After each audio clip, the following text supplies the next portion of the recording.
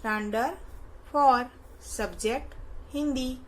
Hello बच्चों, good morning. आज के वीडियो में हम आपने की हिंदी किताब का लेसन नंबर 5 स्वच्छता का पाठ उसका अभ्यास करेंगे। तो आप अपनी हिंदी किताब का पेज नंबर 32 निकालिए। निकाला बच्चों? देखिए उसमें क्या दिया है। लेसन नंबर 5 स्वच्छता का पाठ। क्या नाम है लेसन का? स्वच्छता का पाठ। तो ये स्वच्छता का पाठ लेसन है वो किसने लिखा है? कीर्ति श्रीवास्तव यानी कि लेखिका है। इसके लेखिका है कीर्ति श्रीवास्तव। उन्होंने एक कहानी के माध्यम से हमें स्वच्छता का महत्व समझाने की कोशिश की है। तो इस पाठ को समझने से पहले हम इधर चिंतन मनन दिया है उसका अभ्यास करेंगे। मानव इस सृष्टि का सर्वश्रेष्ठ प्राणी है। यानी कि भगवान ने जब ये सृष्टि बनाई तो उस सृष्टि में पशु, पक्षी और मानव यानी कि इंसान हम सब लोग हैं वो, तो उनको बनाया। उसमें से मानव इस सृष्टि का सर्वश्रेष्ठ प्राणी है। उसका उत्तरदायित्व केवल अपने तथा परिवार के सदस्यों तक सीमित नहीं रह सकता। यानी हमारा उत्तरदायित्व यानी जिम्मेदारी, हमारी जिम्मेदारी हम तक और हमारे परिवार तक सीमित नहीं रह सकती। उसे अपने स्वच्छता के प्रति संवेदनशीलता का दायरा अपने निवास स्थान से बढ़ाकर मोहल्ले तथा देश तक बढ़ाना चाहिए। यानी हमें क्या समझाने की कोशिश की है लेखिका जी ने कि हमें अपने घर और परिवार की सफाई के साथ साथ अपने मोहल्ले, गांव और देश की सफाई की भी जिम्मेदारी उठानी चाहिए। यानी हम अपने घर को तो स्वच्छ रखते हैं, कचरा इधर उधर फेंकते हम घर में नहीं फेंकते, लेकिन कहीं हम बाहर गए होते हैं, कुछ खाते हैं तो उसका कागज हम कहाँ पे, रेपर कहाँ फेंक देते हैं? रास्ते पर फेंक देते हैं ना। फेंकते हो आप सब? हाँ। कहीं इधर उधर थूकते हैं हम। हाँ, तो हमें इस तरह से हमें मोहल्ले, गांव में गंदगी नहीं फैलानी चाहिए। किसी भी जगह जाते हैं हम तो हमें उधर गंदगी फैलानी चाहिए नहीं। जिस तरह हम घर में सफाई रखते हैं उसी तरह हमें बाहर भी सफाई का ध्यान रखना चाहिए। तो इस पाठ को समझने से पहले इधर शब्दार्थ दिए वो हम देखेंगे। सबसे पहले है जिम्मेदार। जिम्मेदार का मतलब है किसी कार्य, बात आदि का दायित्व लेने वाला व्यक्ति, उसको जिम्मेदार बोलते हैं। इंग्लिश में क्या बोलते हैं? रिस्पॉन्सिबल कहते हैं ना वो।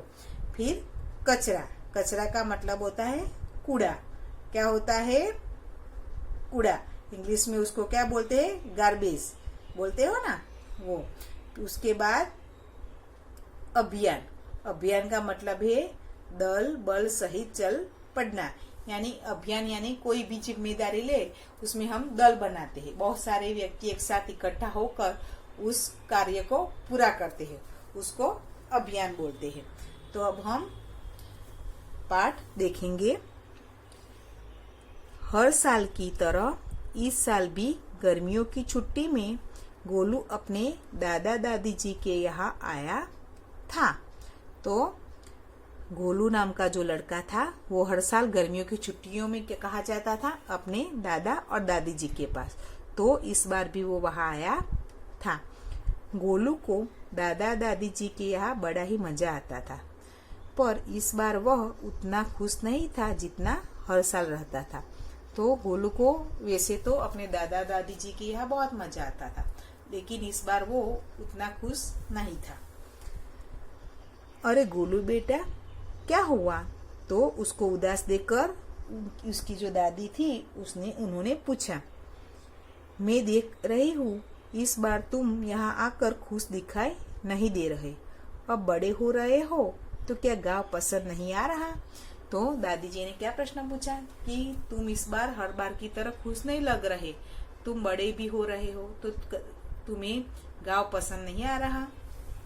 तो गोलू ने उत्तर दिया, नहीं दादी, ऐसी कोई बात नहीं है, मुझे यहाँ हमेशा की तरह ही अच्छा लग रहा है। पर गोलू ने क्या बोला कि मुझे इस बार भी यह अच्छा ही लग रहा है, पर कहकर वो रुक गया। तो वो कुछ बोलना चाहता था लेकिन बोला नहीं। पर क्या मेरा राजा बेटा, दादी ने क्या पूछा कि पर क्या प्रॉब्लम है तुझे, कोई परेशानी है, ऐसा पूछा। कोई परेशानी है, मेरे सभी दोस्त बीमार है तो खेल ही नहीं पा रहा हूँ, बोर हो रहा हूँ। गोलू ने क्या उत्तर दिया कि मेरे सभी दोस्त बीमार है, इसलिए वो क्या कर रहे हैं, जो बीमार होते हैं वो क्या करते हैं, आराम करते हैं घर में।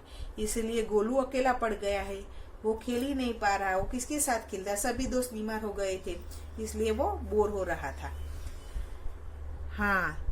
हाँ वो तो है, पर अब कर भी क्या सकते हैं, दादी ने क्या उत्तर दिया। हाँ वो तो, यानी कि हम दादी को भी पता था कि वो उसके सभी दोस्त बीमार है, तो दादी ने क्या बोला, हाँ वो तो है, पर अब हम क्या कर सकते हैं।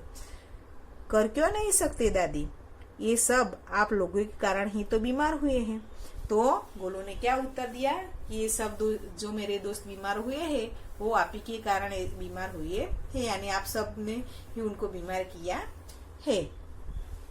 तो दादी ने कहा, अरे ये क्या कह रहे हो, क्या कोई भी चाहेगा कि उनका बच्चा बीमार पड़े, और कैसे हुए हम जिम्मेदार भला। तो दादी ने पूछा कि तुमने बोला कि हम सभी जिम्मेदार है, तो कैसे हम जिम्मेदार है, बताओ भला, ऐसा प्रश्न पूछा। तो गोलू ने उत्तर दिया, दादी यहाँ हर जगह कितनी गंदगी है, आप सभी लोग कचरा यहाँ वहाँ फेंक देते हो, कभी सोचा है इन पर जो मक्खियाँ बैठती हैं उनसे हमें कितना नुकसान होता है। तो फिर गोलू ने समझाया कि आप सब लोग क्या करते हो, कचरा यहाँ वहाँ फेंक देते हो, तो उससे क्या होता है, गंदगी फैलती है और उस गंदी जगहों पर मक्खियाँ बिन आती है, और उन मक्खियों के कारण ही हमें बहुत नुकसान होता है। तो इधर देखो, गांव में का चित्र दिया है ना, उसमें कचरा इधर उधर फेंका हुआ है और गंदगी हो गई है, उसके कारण मक्खियाँ उस पर बिन आ रही है। दिखा आपने, मक्खियों का भी इधर दी है। तो गोलू ने वो कहा, नुकसान कैसा बेटा, दादी ने पूछा। दादी, ये मक्खियाँ इन कचरे से उड़कर हमारे ऊपर बैठती है, हमारे खाने पर बैठती है, यहाँ तक कि हमारे कपड़ों पर भी। तो गोलू ने समझाया कि ये जो मक्खियाँ अभी कचरे पर बैठी है वो वहां से उड़कर हमारे घर में आती है, तो हम पर बैठती है, हमारे खाने पर बैठती है, हमारे कपड़ों पर भी बैठती है। अरे बेटा, इस सब की तो हमें आदत हो गई है, हमें कोई बीमारी नहीं होगी। तो दादी ने क्या उत्तर दिया कि बेटा, इन सब की तो हमें आदत हो गई है, इससे हमें कोई बीमारी नहीं होती मक्खियों के कारण। ऐसा नहीं होता दादी। अच्छा, कल बीरू काका आए थे तो वह बता रहे थे कि गांव के सभी बच्चों को दस्त और उल्टी हो रही है। यानी कि बीरू काका आए थे तो उन्होंने क्या बोला था कि गांव के सभी बच्चों को क्या हो गया है, उल्टी और दस्त, यानी डायरिया, वॉमिटिंग होती है ना वो, और डायरिया हो गए है। हाँ, कह तो रहे थे, दादी ने क्या बोला, हाँ कह तो रहे थे, आजकल हर जगह सफाई अभियान चलाया जा रहा है। क्या चलाया जा रहा है, सफाई अभियान। स्वच्छता के बारे में रेडियो, टीवी सभी जगह बता रहे हैं, पर आप लोग तो सुनकर, देखकर, अनसुना, अनदेखा कर रहे हो। आप लोग हो कि कुछ सीखना ही नहीं चाहते। तो गोलू ने क्या बोला कि आजकल हमारे देश में क्या चल रहा है, सफाई अभियान। तो टीवी पर भी हमें सफाई रखने के बारे में समझाते हैं। तो आप सब सुनते हो, देखते हो, लेकिन कोई उसका पालन नहीं कर रहा है, यानी सुनकर भी आप अनसुना और अनदेखा कर रहे हैं। आप लोग क्या करना नहीं चाहते, कुछ सीखना ही नहीं चाहते, ऐसा गोलू बोलता है। पीछे देखिए बच्चों, अरे मेरे अकेले से थोड़े ना कुछ होगा, वैसे भी अब बची ही कितनी जिंदगी है। तो दादी ने क्या बोला कि मैं अकेली क्या कर सकती हूँ, मैं अकेली तो पूरे गांव की सफाई तो नहीं कर सकती ना, तो और मेरे पास कितना ही जिंदगी बची है। ठीक है दादी, मैं ही कुछ करता हूँ। गोलू क्या बोला कि ठीक है दादी, मैं ही कुछ करता हूँ। गोलू तभी अस्पताल गया और वहां डॉक्टर से इस बारे में बात की। तब गोलू कहाँ गया? अस्पताल गया और डॉक्टर से इस बारे में बात की। उन्होंने भी स्वीकारा कि गंदगी के कारण ही सबकी तबीयत खराब हुई। डॉक्टर को भी पता ही था कि गंदगी के कारण ही सभी बच्चे बीमार हुए हैं। डॉक्टर अंकल, आप सबको समझाते क्यों नहीं है कि सफाई का ध्यान रखे? गोलू ने क्या बोला कि डॉक्टर अंकल, इन सबको आप समझाइए कि सफाई का ध्यान रखे।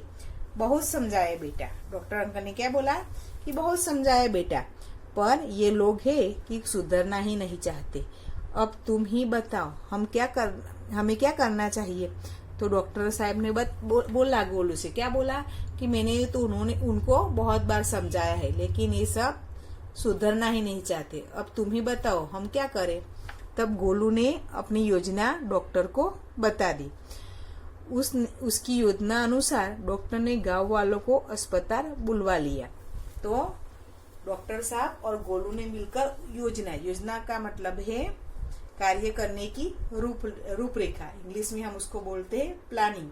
तो उन्होंने एक प्लान बनाया, उसके अनुसार उन्होंने सभी गांव वालों को अस्पताल पे बुलवाया। क्या बात है डॉक्टर साहब, हमें क्यों बुलाया है? सब ठीक है ना? तो गांव वाले सब आए और डॉक्टर से पूछने लगे कि हमें इधर क्यों बुलाया है, सब ठीक है ना? कुछ ठीक नहीं रामू काका। डॉक्टर साहब क्या बोले? कुछ ठीक नहीं रामू काका। क्यों, क्या हुआ? बच्चे तो ठीक है ना?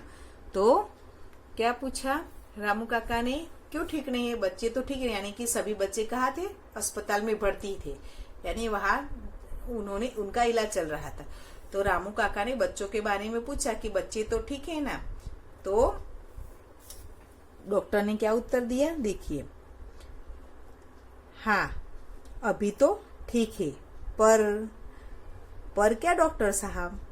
देखिए आप लोग, अभी तो आपके बच्चे ठीक है, पर कुछ दिनों बाद ये लोग वापस बीमार हो जाएंगे, और बीमार हो गए तो भी कोई बात नहीं, मैं तो रहता हूँ ठीक करने के लिए, लेकिन कुछ दिनों बाद मैं भी नहीं रहूंगा, इस गांव से चला जाऊंगा। तो डॉक्टर साहब ने क्या कहा कि आपके बच्चे अभी तो ठीक है, लेकिन वो फिर से बीमार हो जाएंगे, और फिर से बीमार हो गए तो भी कोई बात नहीं, मैं तो यहाँ ही हूँ अभी तो मैं फिर से उनको ठीक कर दूंगा, लेकिन कुछ दिन के बाद मैं चला जाऊंगा। तब क्या होगा? ऐसा प्रश्न डॉक्टर साहब ने गांव वालों से किया। तो गांव वाले बोले, चला जाऊंगा मतलब डॉक्टर साहब, यानी चला जाऊंगा ऐसा क्यों बोला आपने? ऐसा गांव वालों ने पूछा। मतलब ये कि मेरा स्थानांतरण हो गया है। स्थानांतरण का मतलब है क्या है? तबादला, यानी बदली। तो उनका तबादला हो गया है। तो नए डॉक्टर जब आएंगे तो कम से कम 1 महीना तो लग ही जाएगा।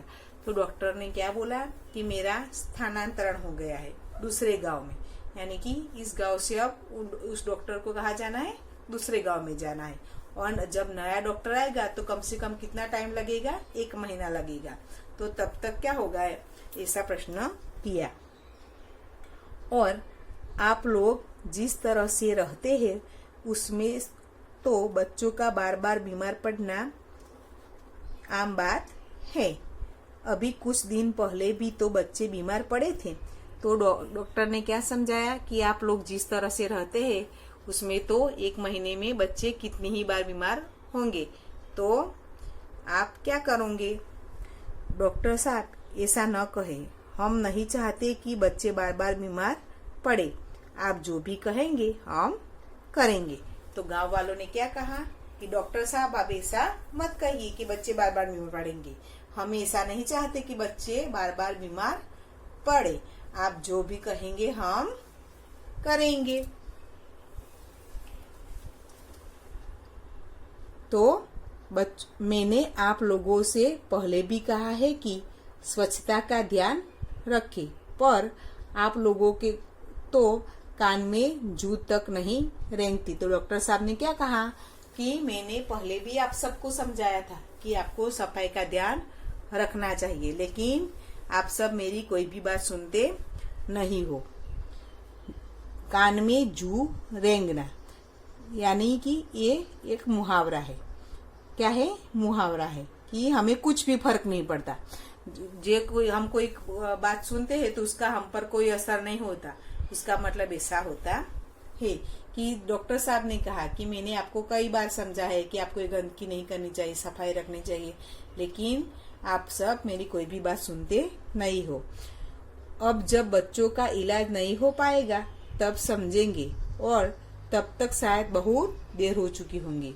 यानी कि जब मैं नहीं हूँ, यहाँ से चला जाऊंगा, और जब बच्चे बीमार होंगे तो उनका इलाज करने वाला कोई नहीं होगा।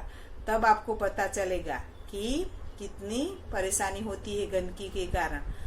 तो तब तक शायद बहुत देर हो चुकी होंगी।